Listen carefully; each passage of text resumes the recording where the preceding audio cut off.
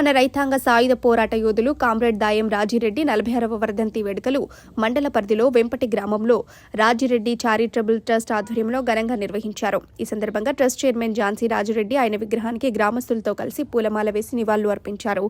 అనంతరం ఝాన్సీ రాజిరెడ్డి మాట్లాడుతూ పేదల అభ్యున్నతి కోసం నిరంతరం పేదల పక్షాన్ని నిలబడి పోరాటం చేసిన యోధుడు కామ్రేడ్ రాజిరెడ్డి అన్నారు.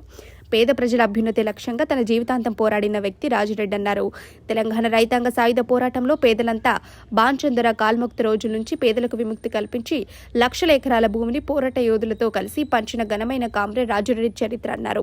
అతని ఆశయాలు సాధించాలంటే నేటి యువత ఆదర్శంగా తీసుకుని పోరాటం చేయవలసిన అవసరం ఉందన్నారు.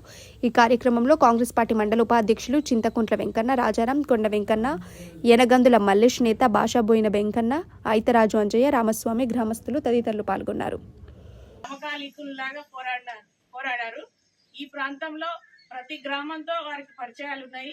ప్రతి గ్రామంలో కూడా నిజాంకి వ్యతిరేకంగా పోరాడిన సందర్భాలు ఉన్నాయి. ధన్యవాదాలు. కామ్రేడ్ రాజిరెడ్డి గారి యొక్క 46వ వర్ధంతిని జరుపుకోవడం చాలా ఆనందదాయకం. రాజిరెడ్డి గారు ఈనాడే కాదు, ఆనాడు నైజాం నిరంకుశ పాలనకు, భూమి కొరకు, గుర్తు కొరకు, వెట్టి చాకరి విముక్తి కొరకు ప్రజలను చైతన్యం చేసి ఈ ఏరియా నుంచి నైజాంలను తరిమి కొట్టాలనే నినాదంతో పేదవారికి అన్నం కావాలి, కూడు గుడ్డ విముక్తి కొరకు పోరాడిన మహాయోధుడు. అలాంటి మహాయోధుని ఈ రోజులు మనం స్మరించుకుంటూ భావితరాలకు మార్గదర్శనం ఉండాలి. అదేవిధంగా ఈ యొక్క వెంపటి మెయిన్ బాటను అతని యొక్క ఈ మార్గాన్ని రాజిరెడ్డి గారి మార్గంగా పెట్టాలని నేను ఈ సభాముఖంగా డిమాండ్ చేస్తున్నాను. ఎందుకంటే ఇలాంటి మహాయోధులు మనకు ఉంటేనే భావితరాలకు ఒక మార్గదర్శన, ముందు తరాల వాళ్లకు ఎవరు ఏంది అనే నిదర్శనం ఉంటుంది. అందు గురించి ఈరోజు ఈ యొక్క మార్గాన్ని రాజిరెడ్డి గారి మార్గంగా పెట్టాలని నేను కోరుకుంటున్నాను. రాజిరెడ్డి వర్ధంతి సందర్భంగా వచ్చిన ప్రతి వారికి ప్రత్యేక ధన్యవాదాలు తెలియజేస్తూ, వీరుల చరిత్ర అనేది తెలుసుకోవడం అనేది మన ముందుకుంటా జయంతులు కానీ వర్ధంతులు కానీ మన గ్రామం నుంచి మరి గొప్ప నాయకులుగా ఎందుకంటే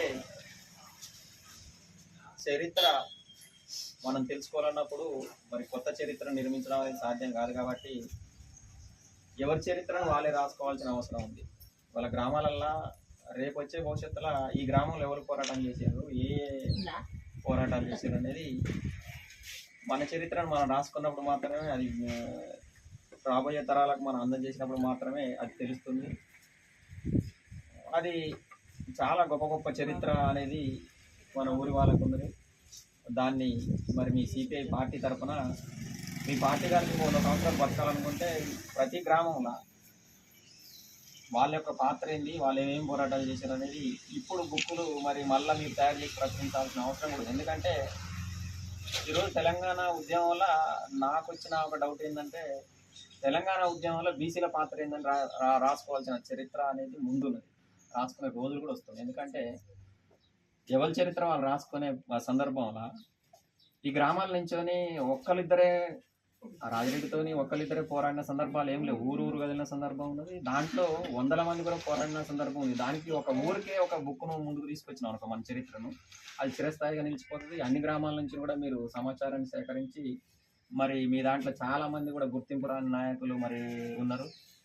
మీ పార్టీల్లో కానీ ఆ ఎర్రజెండా పార్టీ విషయం తీసుకుని నల్లగర్సుల కాంచెలు మొదలుపెడితే చాలా మంది ఇక్కడ మనకు కొత్తగూడెం నుంచి ఒకతను ఉన్నాడు, అట్లాగే తుమ్మదుర్తిలో ఒకతను ఉన్నాడు, పోలీస్ స్టేషన్ల మీద మరి పోరాడి అది చేసిన వాళ్ళు, వాళ్ళన్ని చరిత్రలు కూడా పుస్తక రూపంలో తీసుకొస్తే మీరు ముందు తరాలకు అది తెలియజేసినట్లయితే.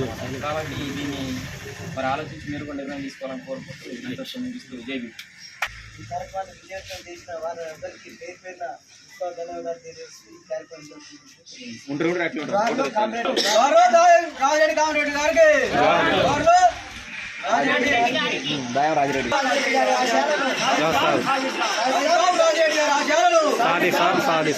రాజిరెడ్డి గారి ఆశయాలను